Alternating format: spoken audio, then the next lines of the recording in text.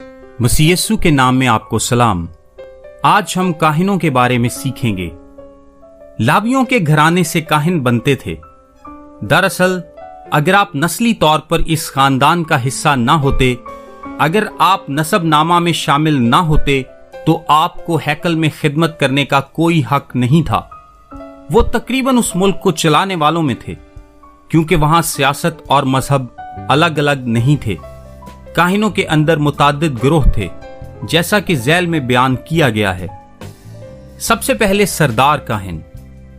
सरदार काहिन ही वो काहिन था जिसे पाक तरीन मकाम में जाने की इजाजत थी, कफारा के दिन साल में एक मर्तबा। सरदार काहिन हैकल के अंदर मुकद्दस मकाम में जाता और कौम के गुनाहों के लिए साल में एक दफा खून छिड़कता था, और सिर्फ सरदार काहिन ही साल में एक दफा ये काम कर सकता था।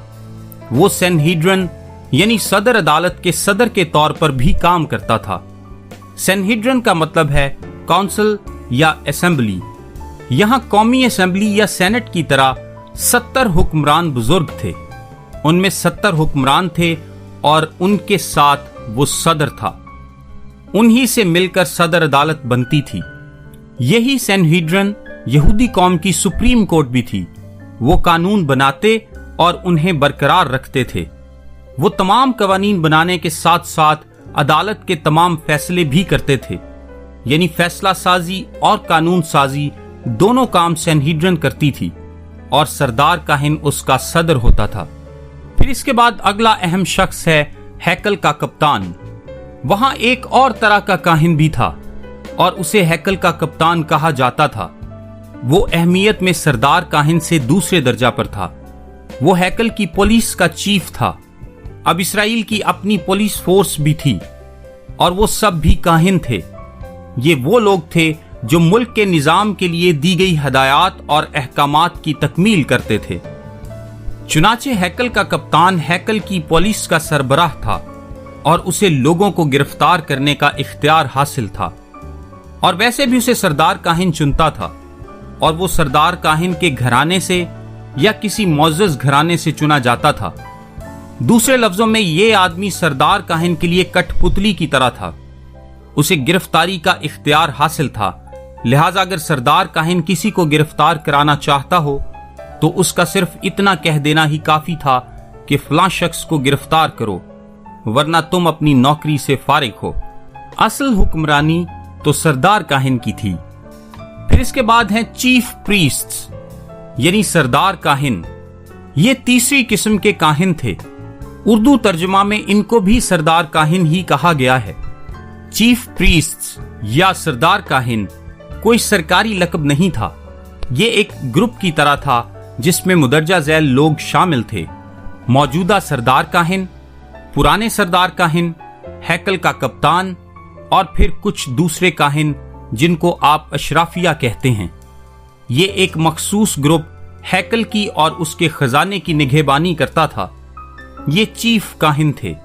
सैनहिड्रन, खजानची, मुंतजमीन, आला ओहदेदार और हैकल का कप्तान सब इसमें शामिल थे। अब इन सब के पीछे हमारे पास एक पूरा झुंड था जिसे आप आम काहिन कह सकते हैं, बस काहिन ही। और वैसे वो अशराफिया के अलावा थे। वो अशराफिया की सियासी चालबाजियों और दूसरी चीजों में फिट नहीं बैठते थे। उनके 24 हफ्तावार फरीक थे जिनका काम कुर्बानी चढ़ाना और रस्मों को पूरा करना था, और एक फरीक की बारी 24 हफ्तों बाद आती थी।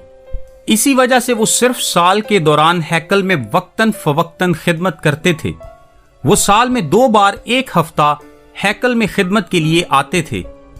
अगर आप आम काहिन हैं तो आप आम लोगों की तरह रहते और फिर 1 हफ्ता के लिए साल में 2 बार आप हैकल जाते और एक काहिन की हैसियत से काम करते थे। वैसे मौरखीन का अंदाजा है कि यीशु मसीह के वक्त शायद 18,000 ऐसे काहिन थे। अब सबसे नीचे यहां तक कि आम काहिनों के मातहत बाकी सब लावी थे, जिनका अपना नसबनामा लावी से था। दर्जा बंदी का सबसे निचला हिस्सा वो सरकारी तौर पर हैकल में खिदमत नहीं करते थे। उनकी खिदमत मौसीकी थी।